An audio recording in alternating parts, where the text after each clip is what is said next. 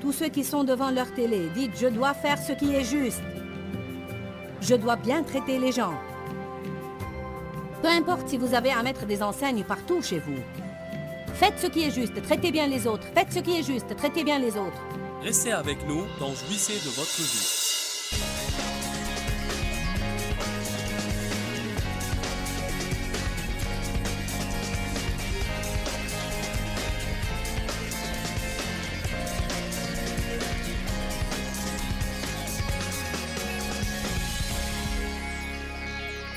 Vous savez, votre dessein est différent de votre appel.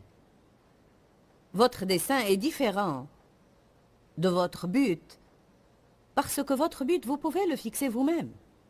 Votre appel est le travail que Dieu vous a donné à faire. Peut-être que vous êtes appelé à être médecin, avocat ou prédicateur. Ça, c'est votre appel. Mais ce n'est pas nécessairement votre dessein. Votre dessein est pourquoi vous êtes ici. En fait, il y a beaucoup de gens dans le monde qui sont dans la confusion à propos de ce sujet. C'est comme pourquoi suis-je ici? De quoi s'agit tout cela? Qu'est-ce que... Vous savez, les gens veulent sentir qu'ils ont un dessein très précis. Ils veulent sentir qu'ils sont en train d'accomplir quelque chose, qu'ils sont en train de faire quelque chose. C'est très clair dans la Bible, le dessein que nous devons poursuivre, et nous avons besoin de poursuivre un dessein. Notre dessein est de faire ce qui est juste et de glorifier Dieu. Parce que quand nous glorifions Dieu, alors quelqu'un d'autre va vouloir Dieu dans sa vie. Si Dieu n'avait aucun dessein pour nous après que nous étions nés de nouveau, il nous aurait emmenés au ciel et fait sortir d'ici. Mais puisqu'il nous a laissés ici et nous a remplis de son esprit, alors il a un dessein pour chacun d'entre nous. Et je crois qu'il consiste à toucher quelqu'un d'autre. Nous sommes appelés au ministère de la réconciliation et au ministère de l'intercession. Cela veut dire qu'il faut que Dieu se serve de nous pour réconcilier les gens avec Christ. Quand vous permettez à Dieu de se servir de vous, il ne s'agit pas de frapper aux portes, de prêcher et distribuer des traités. Je ne suis pas contre ça, c'est une bonne chose à faire. Mais si nous ne faisons pas ce qui est juste et notre style de vie ne confirme pas cela, parfois, nous faisons plus de mal que de bien en essayant de prêcher aux gens. Vous savez, écoutez-moi, parfois nous nous compliquons le christianisme. En fait, plus je pense à cette chose-là, plus je l'aime. Comme ce serait impressionnant si on se levait tous les jours et on disait « Aujourd'hui, je vais poursuivre mon dessein, et mon dessein est de faire ce qui est juste, de faire ce qui est juste. » Nous étions sur notre chemin aujourd'hui et je n'avais pas mis ma ceinture. Je ne l'ai pas fait exprès. J'ai oublié de la mettre. Et j'ai pensé, nous allons arriver dans 1 minute, pas la peine de la mettre. Puis j'ai dit non, la meilleure chose à faire est de la mettre. Je crois que nous tous, moi inclus, si nous commencions à penser en ces termes, quelle est la meilleure chose à faire dans cette situation? En disant de tout cœur, je vais me consacrer dorénavant à faire ce qui est juste, simplement parce que c'est juste. Non parce que je vais avoir quelque chose, non parce que je vais mériter quelques bénédictions, mais je vais faire ce qui est juste simplement parce que c'est juste. C'est ce que Dieu aurait fait et je vais faire cela parce que je veux le glorifier. Je crois que nous verrions les bénédictions de Dieu nous poursuivre dans la rue et nous devancer. La Bible dit « Cherchez premièrement le royaume de Dieu et sa justice », ce qui veut dire être comme il faut et faire ce qui est juste. Non seulement faire ce qui est juste, mais être comme il faut aussi. Et toutes ces choses nous seront données par-dessus. Dites, cherchez premièrement le royaume de Dieu, et les choses vous seront données par-dessus. Allons à Matthieu chapitre 7.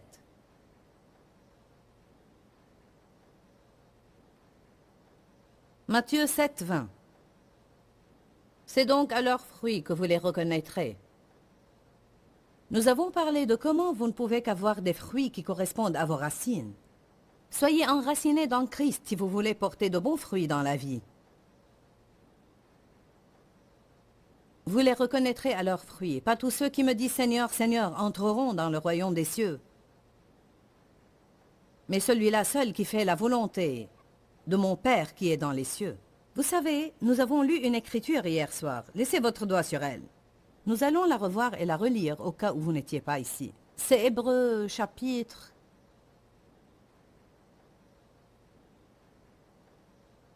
14, 12. J'ai oublié si c'était 12, 14 ou 14, 12. Je vous dirai dans une minute. Hébreux 12. Il n'y a pas 14. Hébreux 12, 14. Je dois savoir cela, mais... Eh bien...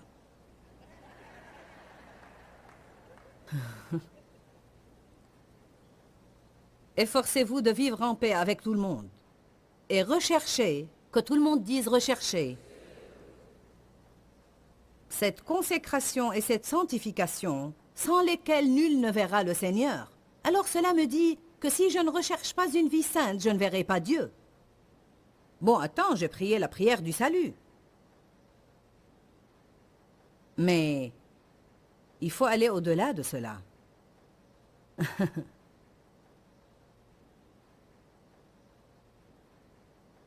Réfléchissez à cela. Nous ne pouvons pas être parfaits. La sainteté n'est pas la perfection. La sainteté veut dire en fait tendre à ce qui est parfait. Ça veut dire que vous vous améliorez tout le temps, que vous avez un cœur pur. Vous essayez de faire ce qui est juste et quand vous commettez des erreurs, vous demandez à Dieu de vous pardonner, vous fortifier et vous permettre de faire mieux la fois prochaine.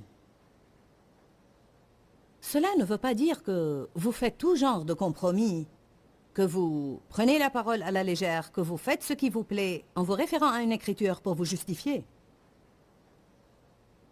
D'ailleurs, si vous prenez certaines écritures hors de leur contexte, vous pourrez faire passer n'importe quoi. Vous avez vraiment à lire les Écritures saintes dans leur contexte et vous avez à lire une Écriture sainte à la lumière d'une autre. Vous ne pouvez pas tirer une et ne prêter aucune attention aux autres. C'est comme « Mon Dieu pourvoira à tous vos besoins selon sa richesse, avec gloire en Christ ». C'est Philippiens 4, 19, mais il faut que vous retourniez au verset 15 pour savoir à qui Paul s'adressait. Il s'adressait à ses associés, les gens qui donnaient à son ministère. Tout le monde aime lire ce verset et s'y attacher, qu'il donne ou non. Amen. Puis nous aimons citer la moitié des Écritures et considérer la moitié que nous voulons.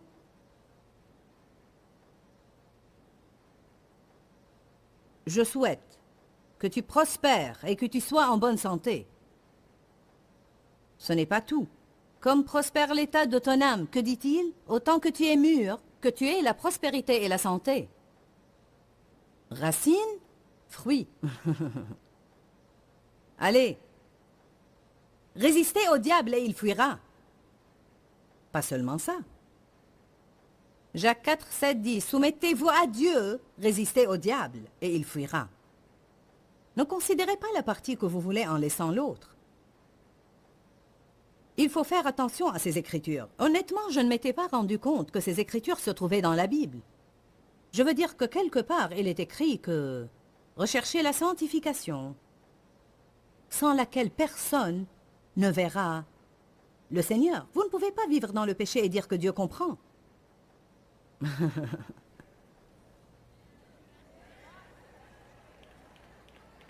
Je veux dire, il comprend. La Bible dit, nous avons un souverain sacrificateur qui comprend nos faiblesses, car il a été tenté en toutes choses comme nous sans commettre de péché. Approchons-nous donc avec assurance du trône de la grâce, afin d'être secourus dans nos besoins. Alors il dit, oui, Dieu comprend où vous êtes. Vous pouvez vous approcher avec assurance du trône pour prier et obtenir les changements dont vous avez besoin dans votre vie. Cela ne veut pas dire que Dieu comprend que vous alliez vivre avec votre copain parce que c'est ce que ce dernier veut, et il ne veut pas se marier avec vous, alors Dieu va comprendre et vous pouvez vous approcher avec assurance du trône et prier pour un miracle en tout cas. Allez. Allez donc, ne vous laissez pas abattre. Il faut qu'on réfléchisse bien quand il s'agit de ce genre de choses, n'est-ce pas? Combien d'entre vous savent que c'est le genre d'attitude que le monde commence à adopter, et c'est une attitude très dangereuse? La nouvelle doctrine est, nous faisons tous notre propre doctrine. La doctrine du nouvel âge, la doctrine de la nouvelle tolérance, où l'on peut tous croire tout ce que nous voulons. Tout est Dieu, et Dieu est partout, et je vais me faire mes propres lois. Et ça va. Nous savons que c'est stupide. Revenons à Matthieu 7, verset 21. Faisons attention à ça. Il faut qu'on ait une crainte révérencieuse dans notre vie. Si nous croyons ce que la Bible dit, nous craindrons Dieu de la bonne façon et nous craindrons de lui désobéir. Ce n'est pas une mauvaise chose. Qui sait que ce n'est pas une mauvaise chose et pense que nous avons besoin un peu plus de ça? C'est la crainte révérencieuse, ou, en d'autres termes, nous révérons Dieu. Nous savons que Dieu est Dieu et qu'il est sérieux en ce qu'il dit. C'est comme j'ai dit ce matin, comment pourrait-on lire Deutéronome 28?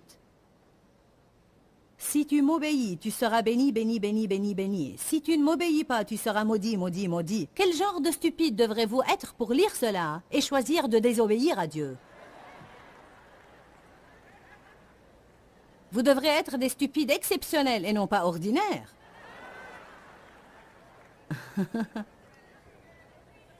Vous dites, tu m'appelles stupide. Qui se sent morveux qu'il se mouche? Bien, je ne crois pas qu'il est juste de ta part de m'appeler stupide. Alors attendez.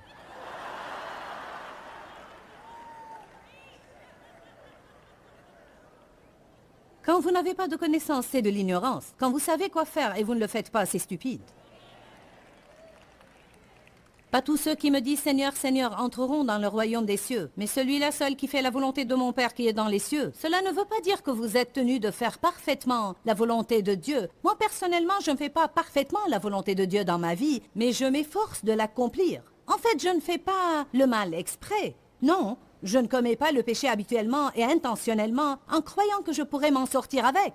Quand Dieu me déclare coupable envers quelque chose et me montre qu'elle est fausse, j'essaye de faire certains changements dans ma vie. C'est tout ce que je demande. Je ne vous demande pas d'être parfait et de ne jamais commettre des erreurs toute votre vie. Je vous demande d'être plus sérieux. Plusieurs me diront en ce jour-là, « Seigneur, Seigneur, n'avons-nous pas prophétisé en ton nom et chassé des démons en ton nom et fait beaucoup de miracles en ton nom ?» Alors je leur dirai ouvertement et publiquement, « Je ne vous ai jamais connu. Retirez-vous de moi, vous qui commettez l'iniquité. » C'est pourquoi quiconque entend ces paroles et les met en pratique et obéit sera semblable à un homme raisonnable, prudent et sage qui a bâti sa maison sur le roc. Laissez-moi vous informer qu'il n'y a pas de la magie en écoutant tout simplement la parole de Dieu si nous ne nous mettons pas à l'appliquer. La pluie est tombée, les torrents sont venus, les vents ont soufflé et se sont portés sur cette maison. Elle n'est point tombée parce qu'elle était fondée sur le roc. Mais quiconque entend de moi ces paroles et ne les met pas en pratique sera semblable à un homme insensé et stupide qui a bâti sa maison sur le sable. Donc, si Jésus les a appelés stupides, je peux les appeler ainsi. La pluie est tombée, les torrents sont venus, les vents ont soufflé et se sont abattus sur cette maison, et elle est tombée, et sa ruine a été grande et complète. Dave a fait une bonne déclaration ce matin quand il était en train de partager certaines choses concernant notre pays et la responsabilité des chrétiens de prier, de voter, de choisir nos députés et nos sénateurs, de les informer des choses que nous sommes pour et de celles que nous sommes contre et de ne pas rester passifs comme un géant dormant permettant aux pécheurs de diriger le monde. Il a dit, beaucoup de gens à l'église, en réalité pas tout le monde, mais plusieurs personnes, se sont engraissés alors que nous devrions être actifs. Amen. Il voulait dire qu'ils se sont engraissés sur la parole et qu'ils ont une langue insolente, se plaignant et murmurant de tout. Vous ne pouvez pas les rendre heureux. Nous devons nous servir de la parole que nous avons en nous et être sévères avec le diable. Nous avons à ne rien supporter du diable. Nous devons prendre position contre lui et lui résister, et nous avons à avancer en tant que corps de Jésus. Et la meilleure façon de vaincre l'enfer est de faire ce qui est juste. Dites, je dois faire ce qui est juste. Allez à Matthieu 7, verset 7. Dites, j'ai besoin de bien traiter les autres. J'ai besoin de faire ce qui est juste. J'ai besoin de bien traiter les gens. Dites tous, je dois faire ce qui est juste. Je dois bien traiter les gens. Je dois faire ce qui est juste. Je dois bien traiter les gens. Je dois faire ce qui est juste. Je dois bien traiter les gens. Tous ceux qui sont devant leur télé, dites, je dois faire ce qui est juste. Je dois bien traiter les gens. Peu importe si vous avez à mettre des enseignes partout chez vous. Faites ce qui est juste, traitez bien les autres. Faites ce qui est juste, traitez bien les autres. Il faut qu'on fasse tout ce qui est en notre pouvoir pour que ces mots soient gravés à l'intérieur de nous. Dave m'a parlé d'une femme qui a partagé son témoignage avec lui devant la table des cassettes. Et c'est remarquable. Elle est issue d'un milieu difficile, blessant et abusif. Elle avait tout genre de problèmes dans sa vie. Elle m'a entendu prêcher sur comment Dieu vous donnera une bénédiction double en compensation à vos problèmes si vous lui faites confiance. C'est ce que la parole dit. Faites ce que Dieu vous demande et vous recevrez une bénédiction double en compensation à vos problèmes. Quoi que Satan essaie de voler, vous recevrez une bénédiction en compensation à vos problèmes. Cette femme était radicale. Elle a écrit les promesses de Dieu et les a mises dans ses chaussures. Elle a marché dessus. Elle a dit, je marche sur la parole et je m'attends à ce que tes promesses se réalisent dans ma vie.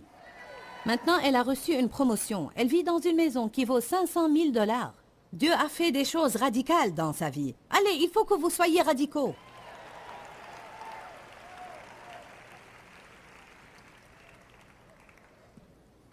Il y avait certaines écritures que je portais dans mon sac, et dès que je commençais à sentir comme si j'étais au bord du gouffre, je les lisais. Matthieu 7. Demandez sans cesse et l'on vous donnera. Cherchez sans cesse et vous trouverez. Continuez à frapper révérencieusement et l'on vous ouvrira. Car quiconque demande sans cesse reçoit, et celui qui cherche sans cesse trouve. Et à celui qui frappe sans cesse, la porte sera ouverte. Quel homme parmi vous, si son fils lui demande du pain, lui donnera une pierre? Ou s'il demande un poisson, lui donnera-t-il un serpent? Si donc méchant comme vous l'êtes, vous savez donner des choses bonnes et avantageuses à vos enfants, à combien plus forte raison, votre Père qui est dans les cieux parfait comme il l'est, donnera-t-il des choses bonnes et avantageuses à ceux qui les lui demandent sans cesse? Mais maintenant vient ce qui est important. Car il ne sert vraiment à rien de lire tout cela et ne pas continuer à lire. Alors tout ce que vous voulez que les autres fassent pour vous, faites-le de même pour eux. C'est la condition. Toute promesse est suivie d'une condition. Si vous... Alors il dit, allez, demandez. Soyez audacieux, cherchez, frappez. Mais en attendant, assurez-vous que vous traitez bien les gens. Car vous savez quoi? Le Seigneur n'apprécie pas quand nous maltraitons les gens. Non seulement les enfants ou les vieillards. Votre cheminement dans l'amour consiste à surveiller votre comportement et voir comment vous traitez ceux de qui vous ne pouvez rien obtenir. Surveillez votre comportement et voyez comment vous traitez les gens de qui vous ne pouvez rien obtenir. Quelqu'un de qui vous ne voulez rien, quelqu'un qui ne peut rien faire pour vous. Écoutez, nous pouvons devenir très gentils quand nous voulons quelque chose. Dieu m'a parlé une fois et il a dit, si tu traitais ton mari avec la moitié du respect que tu avais pour ton pasteur, tu te serais amélioré. Je le faisais parce que je voulais prêcher dans son église. Je n'osais pas lui montrer mon sale caractère, mais je rentrais chez moi et je disais de gros mots à mon mari tout le temps. Personne ne fait ça, mais je vais vous raconter ma triste histoire. Je n'avais pas l'onction que je voulais dans ma vie. Mon ministère ne se développait pas comme je le voulais et je ne comprenais pas, je ne comprenais pas. Mais Dieu m'a montré que j'avais un pitoyable cheminement dans l'amour. J'avais un pitoyable cheminement dans l'amour car je ne m'efforçais pas à marcher dans l'amour. Je recherchais la prospérité, la guérison et le développement de mon ministère. Je ne cherchais pas ce que j'avais vraiment à chercher. Mais si vous cherchez les choses convenables, vous obtiendrez les choses que vous ne pouvez pas obtenir par votre propre force et que Dieu seul peut vous donner et qu'il ne vous donnera pas si vous ne cherchez pas les choses convenables. Qui a compris ce que j'ai dit? Je peux le répéter si vous le voulez.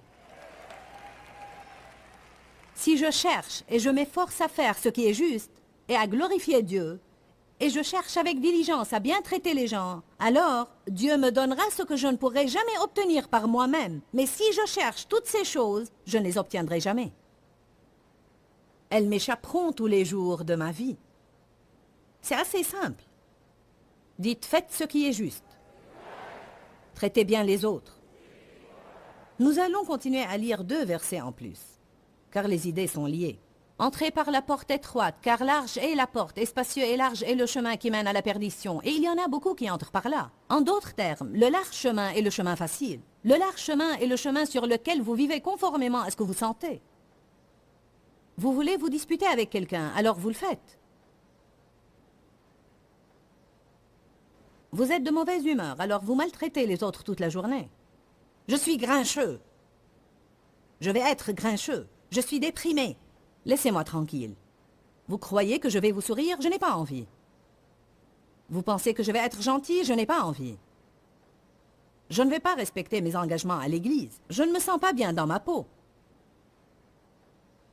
Je ne vais pas envoyer mes donations d'associés ce mois. J'ai eu 2 pneus à plat et cela m'a énervé. Je ne vais pas donner ce mois car je n'ai pas envie de le faire.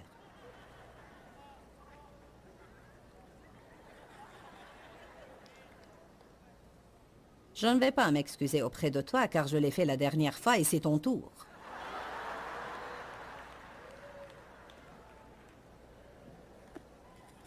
Ne me dis pas ce que je dois faire et je m'en fiche de ce que la Bible dit à propos de la soumission.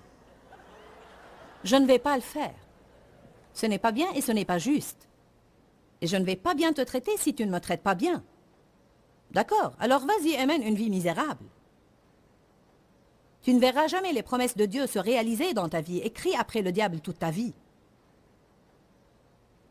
Reste sur ce large chemin qui mène à la perdition. Fais ce que tu as envie de faire, fais ce que tu veux. Fais ce que tu penses. Matthieu 7, 14. Mais étroite est la porte, et resserré est le chemin qui mène à la vie. Et il y en a à peu près qui le trouvent.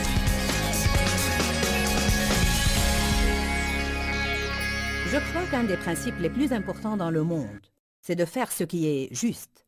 Je sais que parfois nous pensons et nous disons « C'est ça qui est difficile à faire, je devrais faire les choses de façon juste, mais je les fais d'une mauvaise façon. » Nous avons besoin d'acquérir une nouvelle disposition d'esprit, parce que nous désirons que des choses justes nous arrivent dans nos vies, et la seule façon d'y arriver, c'est de semer des semences en faisant ce qui est juste, et Dieu nous donnera la puissance de le faire. Plusieurs d'entre vous cherchent la volonté de Dieu dans leur vie ou recherchent le plan de Dieu. Souvent, nous désirons connaître la volonté spécifique de Dieu dans nos vies. Mais Dieu m'a appris un principe. Il a dit « La plupart des gens veulent connaître ma volonté spécifique pour leur vie, mais ils ne sont même pas prêts à faire ce qu'est ma volonté générale pour tout le monde. Et c'est par là que nous devons commencer. » Par exemple, une des choses que nous enseigne la Bible, c'est d'être reconnaissant en toutes choses. Bon, c'est la volonté générale de Dieu pour chacun. Et peut-être êtes-vous en train de chercher la volonté spécifique de Dieu pour votre vie, mais vous avez l'habitude de murmurer et de vous plaindre. Vous pourriez commencer par être reconnaissant pour toutes choses et ça pourrait ouvrir la porte pour que Dieu vous parle à propos de son but pour vous, plus spécifiquement. Je voudrais vous encourager à commencer à faire ce qui est juste. Et je crois que la porte s'ouvrira pour que Dieu vous parle de choses particulières concernant sa volonté pour vous. On peut parler de plusieurs choses qui sont de façon certaine la volonté de Dieu pour vous. Une des choses que je veux vous dire, et je vais vous laisser avec cette dernière pensée, Dieu veut que vous prospériez dans toutes les choses que vous entreprenez. Ce n'est pas la volonté de Dieu pour vous que vos besoins ne soient pas comblés et de vivre dans la pauvreté. Je vais prier courtement, mais je crois que ce sera une prière pleine de puissance pour briser l'esprit de pauvreté qui est sur vous et pour que vous commenciez à expérimenter la bonté et l'abondance de Dieu dans votre vie. Père, nous venons à toi maintenant dans le nom de Jésus. Et je prie ardemment maintenant pour chaque personne qui suit ce programme. Je brise la malédiction de la pauvreté dans le nom de Jésus. Je prends autorité sur l'esprit de manque. Seigneur, nous croyons que c'est ta volonté pour ton peuple de prospérer et d'être dans l'abondance, que ses besoins soient comblés et qu'il atteigne d'autres personnes. Je prie maintenant pour que toutes les bénédictions coulent abondamment dans leur vie, au nom de Jésus. Amen. Je veux que vous receviez ça par la foi. Je veux que vous commenciez à confesser ça de vos bouches. Tout ce que ma main touche va prospérer et connaître le succès. Que Dieu vous bénisse. À bientôt. Dis-leur que je les aime. Dans ce livret, Joyce Meyer donne une révélation de l'amour de Dieu pour nous. Pour obtenir ce livret gratuitement, écrivez-nous à Joyce Meyer, boîte postale 40095-6300, Larnaca, Chypre. Ou bien visitez notre site web www.joycemeyer.org/fr.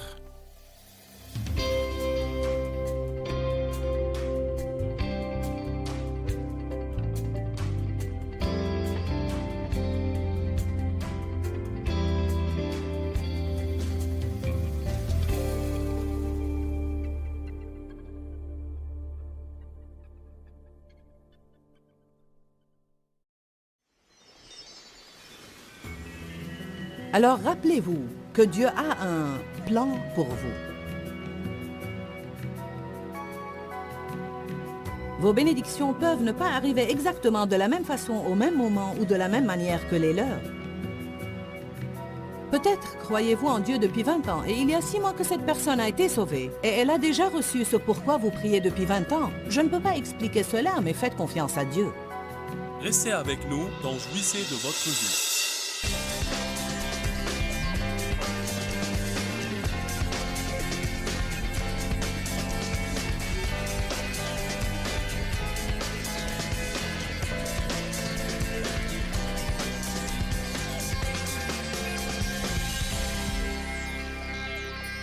Qu'est-ce qui conduit à des conflits?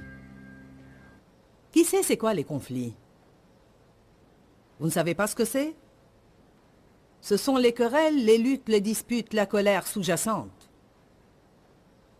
Qu'est-ce qui amène les conflits, les désaccords, les querelles? Comment est-ce que les conflits, les disputes commencent parmi vous? Ne viennent-ils pas de vos désirs sensuels qui font sans arrêt la guerre à vos membres charnels? Il dit d'accord, tous ces conflits commencent à cause de ce que vous désirez. Voilà ce qui nous rend malheureux, tout ce que nous désirons, car si nous ne pouvons pas l'obtenir, nous devenons malheureux.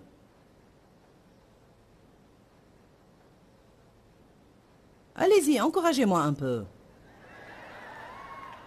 Vous êtes jaloux et vous voulez avoir ce que les autres ont.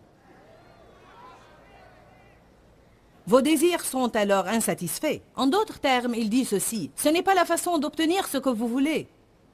Ce n'est pas en étant jaloux de quelqu'un d'autre que vous pourrez obtenir ce que vous voulez.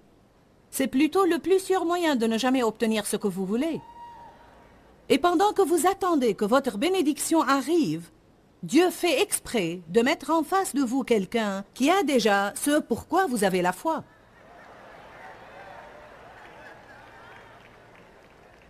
Et à moins que vous n'appreniez à être content pour lui, et à être béni pour lui, et que vous ne sachiez que Dieu a un plan pour vous, qui peut être différent de son plan pour lui, mais il a un plan pour vous. Vous n'aurez jamais ce que vous voulez.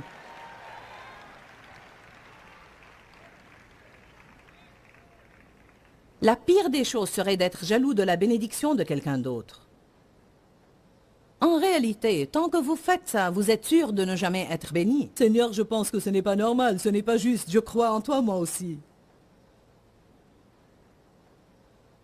Alors rappelez-vous que Dieu a un plan pour vous. Vos bénédictions peuvent ne pas arriver exactement de la même façon, au même moment ou de la même manière que les leurs. Peut-être croyez-vous en Dieu depuis 20 ans et il y a 6 mois que cette personne a été sauvée et elle a déjà reçu ce pourquoi vous priez depuis 20 ans. Je ne peux pas expliquer cela, mais faites confiance à Dieu. Vous avez probablement quelque chose qu'ils n'ont pas non plus. Nous regardons toujours à ce que nous n'avons pas. Amen.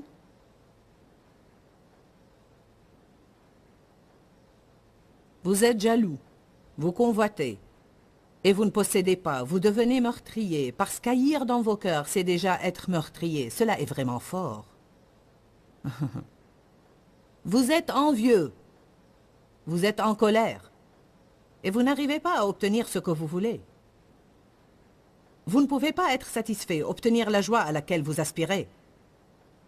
Vous avez des querelles et des luttes. Vous ne possédez pas car vous ne demandez pas. Ou vous demandez des choses à Dieu et vous ne les obtenez pas parce que votre but est mauvais. Votre but est mauvais.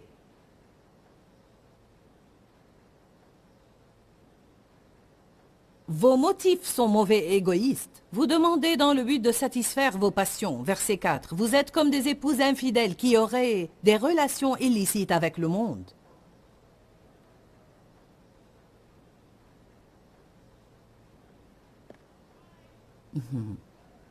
Dieu est un Dieu jaloux. Verset 5. Ne savez-vous pas que l'Écriture dit... Croyez-vous que l'Écriture parle en vain quand elle dit que c'est avec jalousie que Dieu chérit l'Esprit qu'il a fait habiter en nous et qu'il désire ardemment que l'Esprit qu'il a mis en nous soit accueilli avec un amour jaloux? Dieu est jaloux de tout ce qui prendrait dans vos vies la première place avant lui. Il est jaloux de votre temps. Il est jaloux de vos pensées. Il est jaloux de vos conversations. Il veut que vous parliez de lui. Il veut que vous pensiez à lui. Il veut que vous parliez de lui aux autres. Il veut que vous soyez fiers de lui. Que pensez-vous que je ressente si, sans qu'il le sache, j'entends un de mes enfants dire « J'ai la meilleure maman du monde ». Que pensez-vous que ça me ferait? Que pensez-vous que j'ai ressenti quand mon portable a sonné de cette sonnerie si particulière aujourd'hui et qui indique que j'ai reçu un message écrit sur mon téléphone, la technologie moderne? Mais toujours est-il que mon fils, qui est en ce moment même à Baltimore pour une conférence de jeunes avec 1600 jeunes personnes, m'a envoyé un message sur mon téléphone vers environ 9 heures du matin disant « Je t'aime, maman, Dan. » C'est bien mon fils.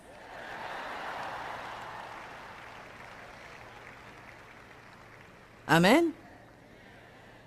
Alléluia. Puis je suis sortie faire mes courses et je cherchais. Qu'est-ce que je pourrais trouver pour Dan? Qu'est-ce que je pourrais trouver pour Dan? Quoi? Mon rouge à lèvres s'est étalé. Ok, j'en ai plein le visage. Où ça?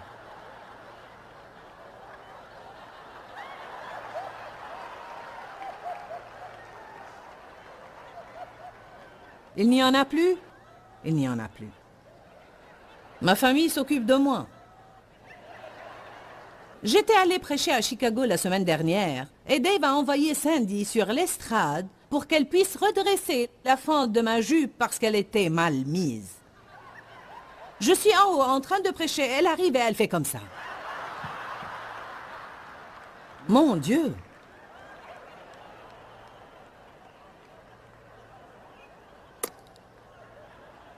Quelquefois, ce sont mes boucles d'oreilles qui sont tordues ou un truc du genre. Et eux, ils sont en bas en train de gesticuler et on dirait qu'ils ont des puces ou un truc du style.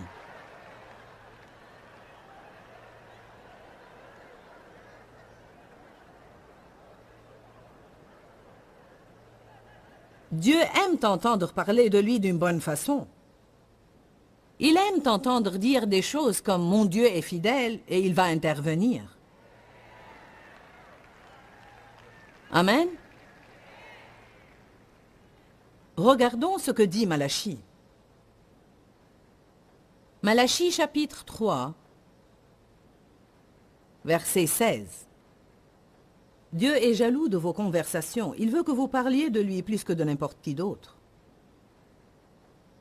Maintenant, regardez. Alors ceux qui craignent l'Éternel, peur révérentielle, se parlèrent l'un à l'autre, et Dieu écouta et entendit.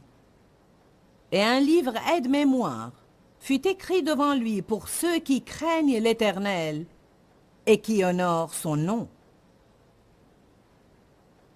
Donc, si vous allez manger et que vous n'êtes pas en train de faire des commérages les uns sur les autres et parler des choses que vous voulez, et comment obtenir ce que vous voulez, mais que vous parliez de Dieu, Dieu est si bon, je vous assure, j'ai confiance en lui. Il a été si bon pour moi. Je vais vous dire ce qu'il a fait pour moi la semaine dernière. Gloire à Dieu. Alléluia. Le Seigneur dit que l'on m'amène le livre aide-mémoire. Enregistrez cette conversation. C'est comme son agenda. Et quand il aura un jour calme au ciel, quand il n'aura pas trop de demandes, il prend son café, un décaf, c'est sûr. Un petit Starbucks cappuccino, un double. Il dit que l'on m'amène mon livre. La Bible dit que Dieu a une image de nous gravée dans les paumes de ses mains. Regardez mon enfant. Comme tu es mignon. C'est comme voir l'album de notre bébé. Ah, vous vous souvenez de ce jour où ils sont allés manger et qu'ils se racontaient combien j'étais bon? Oui, je n'invente rien, c'est ce qui est écrit. Alors regardez la promesse. Verset 17. « Ils seront à moi, dit l'Éternel des armées. Ils m'appartiendront au jour que je prépare, et je déclarerai publiquement qu'ils sont mes joyaux, ma possession personnelle, mon trésor particulier. Et j'aurai compassion d'eux, comme un homme a compassion de son fils qui le sert. »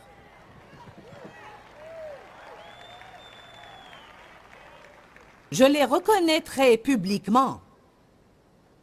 Ouhou! Je vais vous dire quelque chose. Quand vous servez Dieu en secret et que vous faites ce qui est juste, alors que personne autour de vous ne fait ce qui est juste, le jour va venir où Dieu va vous reconnaître publiquement, parce que ceux qui font ce qui est juste dans le secret seront récompensés publiquement, dit Matthieu.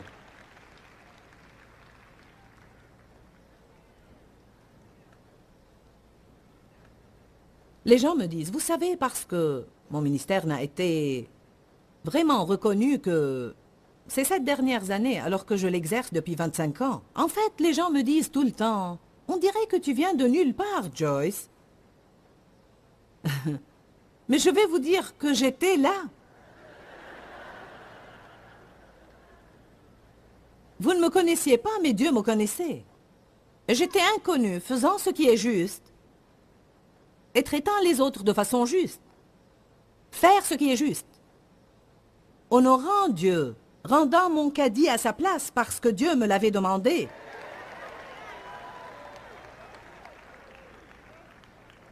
Pour écouter ce message, achetez les cassettes sur l'intégrité. Soyez fidèles dans les petites choses et Dieu vous en confiera de plus grandes.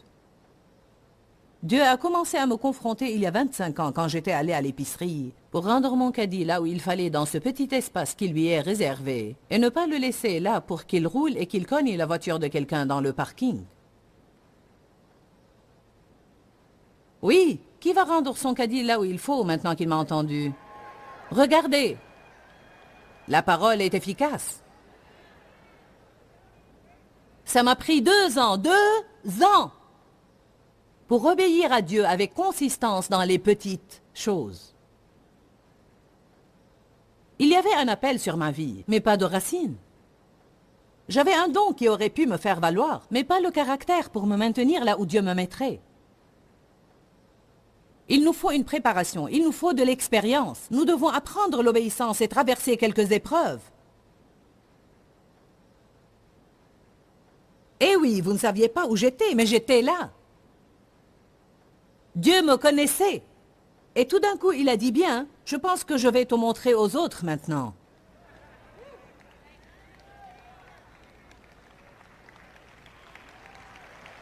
Tu es prête, j'ai travaillé les petits détails. Je pense que peut-être tu peux me glorifier maintenant, tu peux me rendre gloire. Je ne veux pas me montrer et lui faire honte, je veux rendre gloire à son nom. Ce qui veut dire qu'il faut que mon style de vie soit conforme à ce que je dis. Ne vous inquiétez pas si vous pensez être caché, comme si le Seigneur vous avait mis sur une étagère. N'essayez pas d'esquiver ces années de silence. Ces années où vous pensez que tout le monde, personne ne me connaît. Vous savez que Jésus a été consacré quand il avait 8 jours. La Bible parle de cette consécration, puis vous n'entendez plus rien à son propos jusqu'à l'âge de 12 ans. Là, on le voit, dans le temple, prêcher. Il n'est pas rentré à la maison avec ses parents et on les voit, eux, bouleversés, en disant « Pourquoi as-tu fait ça ?» Et il répondit « Il faut que je m'occupe des affaires de mon père. » Eh bien, ce n'était sûrement pas le bon moment puisqu'ils l'ont ramené à la maison.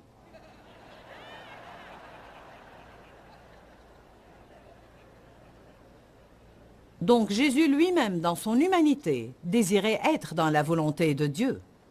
Et vous n'entendez plus rien à son sujet pour 18 ans. 18 années supplémentaires.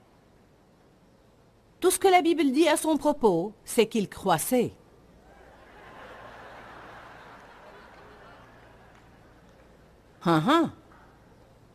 Jean-Baptiste a été amené au désert dès le jour de sa naissance ou de sa consécration jusqu'au commencement de son ministère public. Non, non, non, vous savez, il est là dehors, mangeant des abeilles, plutôt des sauterelles, du miel. On ne mange pas les abeilles.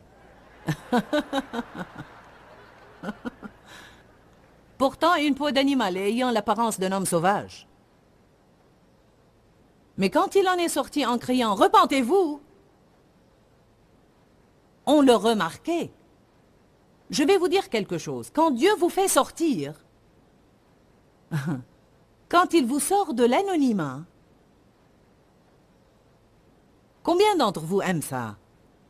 Je vais te reconnaître publiquement comme étant mien.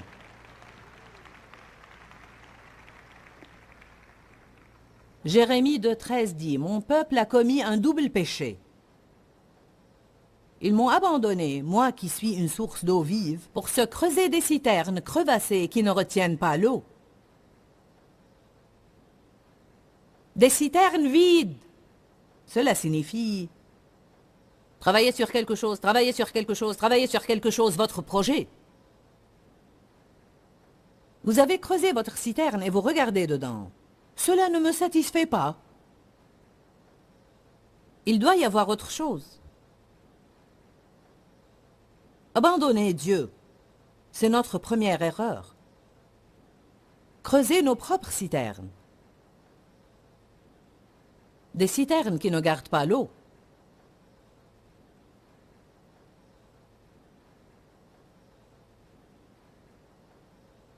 Psaume 106. J'espère que je vous apprends quelque chose ce soir. Oui! J'aime ces versets. Psaume 106, 13.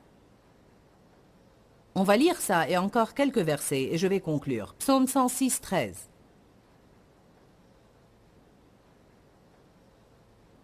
En fait, on va commencer au verset 12. Et Israël crut à ses paroles, lui fit confiance, compta sur lui et il chanta ses louanges. Mais ils oublièrent bientôt ses œuvres. Ils n'attendirent pas l'exécution de ses desseins et son projet. Je vais juste m'attarder là-dessus. S'attendre à Dieu peut être difficile. C'est alors qu'on s'éloigne et qu'on creuse nos citernes. C'est quand nous faisons des choses stupides comme Sarah.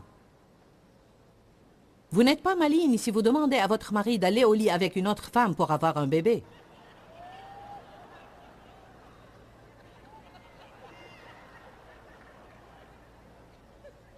Eh bien, lisez cela, Genèse 16. Dieu leur avait promis un bébé. Il ne venait pas, et c'est là qu'elle a eu une idée brillante. Ah, je sais comment Dieu veut s'y prendre.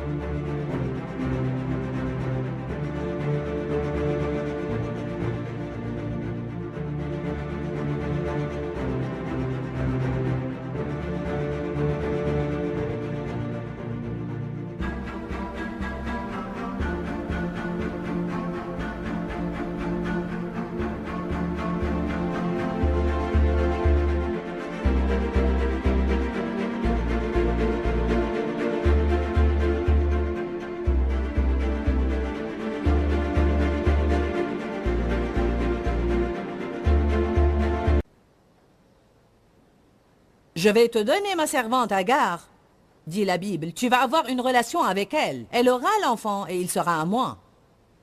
Mais Agar a changé d'attitude. Je suis enceinte et pas toi. Alors Sarah a rejeté la faute sur Abraham. Elle a dit, c'est à toi de régler cette affaire. Et lui a répondu, occupe-toi de ça toi-même. Donc elle a maltraité Agar. Agar s'est sentie blessée et est partie. Elle s'est enfuie dans le désert. Dieu l'a rencontrée dans le désert et il lui a dit, rentre, soumets-toi à ta maîtresse. Vous savez, vous allez devoir revenir à l'endroit d'où vous vous êtes enfui. Laissez Dieu vous travailler. Ce n'est pas en fuyant l'épreuve que vous vous libérez, mais en la traversant. Voilà ce que nous dirons à ce propos. C'est une étude complète. Ils oublièrent bientôt ses œuvres. Ils n'attendirent pas l'exécution de ses desseins et son projet. Je vous encourage ce soir. Attendez l'exécution des desseins de Dieu dans vos vies. Ne sortez pas pour essayer de creuser vos propres citernes, parce que vous allez découvrir qu'il n'y a pas d'eau dans ces citernes. Ça ne vous satisfera pas. Mais au lieu de ça, ils furent saisis de convoitise dans le désert.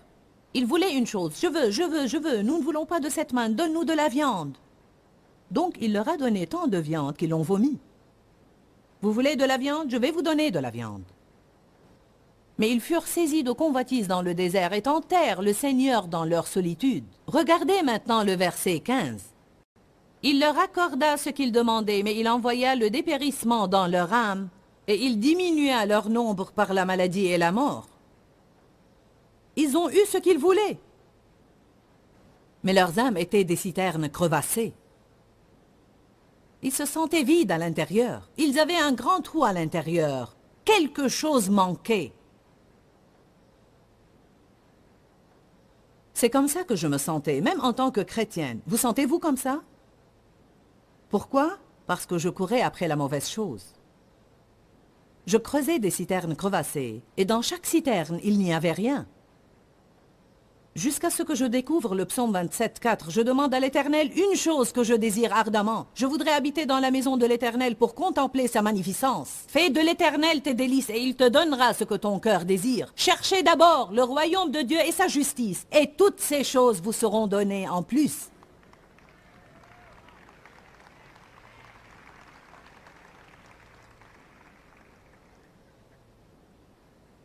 Qu'ont-ils fait ensuite?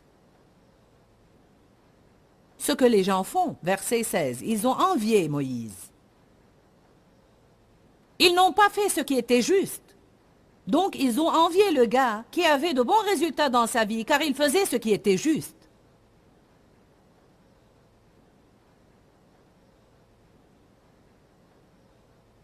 Je vais conclure avec Ecclésiaste 1.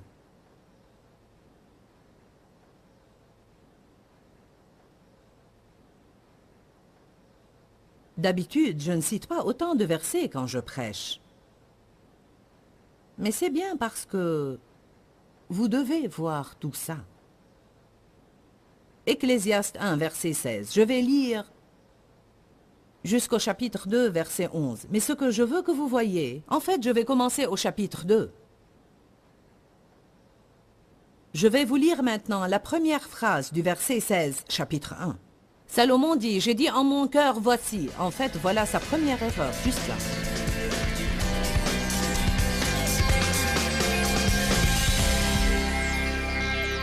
Je crois qu'un des principes les plus importants dans le monde, c'est de faire ce qui est juste. Je sais que parfois nous pensons et nous disons, c'est ça qui est difficile à faire, je devrais faire les choses de façon juste, mais je les fais d'une mauvaise façon. Nous avons besoin d'acquérir une nouvelle disposition d'esprit, parce que nous désirons que des choses justes nous arrivent dans nos vies, et la seule façon d'y arriver, c'est de semer des semences en faisant ce qui est juste, et Dieu nous donnera la puissance de le faire. Plusieurs d'entre vous cherchent la volonté de Dieu dans leur vie ou recherchent le plan de Dieu. Souvent, nous désirons connaître la volonté spécifique de Dieu dans nos vies, mais Dieu m'a appris un principe. Il a dit, la plupart des gens veulent connaître ma volonté spécifique pour leur vie, mais ils ne sont même pas prêts à faire ce qu'est ma volonté générale pour tout le monde. Et c'est par là que nous devons commencer. Par exemple, une des choses que nous enseigne la Bible, c'est d'être reconnaissant en toutes choses. Bon, c'est la volonté générale de Dieu pour chacun. Et peut-être êtes-vous en train de chercher la volonté spécifique de Dieu pour votre vie, mais vous avez l'habitude de murmurer et de vous plaindre. Vous pourriez commencer par être reconnaissant pour toutes choses et ça pourrait ouvrir la porte pour que Dieu vous parle à propos de son but pour vous, plus spécifiquement. Je voudrais vous encourager à commencer à faire ce qui est juste. Et je crois que la porte s'ouvrira pour que Dieu vous parle de choses particulières concernant sa volonté pour vous. On peut parler de plusieurs choses qui sont de façon certaine la volonté de Dieu pour vous. Une des choses que je veux vous dire, et je vais vous laisser avec cette dernière pensée, Dieu veut que vous prospériez dans toutes les choses que vous entreprenez. Ce n'est pas la volonté de Dieu pour vous que vos besoins ne soient pas comblés et de vivre dans la pauvreté. Je vais prier courtement, mais je crois que ce sera une prière pleine de puissance pour briser l'esprit de pauvreté qui est sur vous et pour que vous commenciez à expérimenter la bonté et l'abondance de Dieu dans votre vie. Père, nous venons à toi maintenant dans le nom de Jésus. Et je prie ardemment maintenant pour chaque personne qui suit ce programme. Je brise la malédiction de la pauvreté dans le nom de Jésus.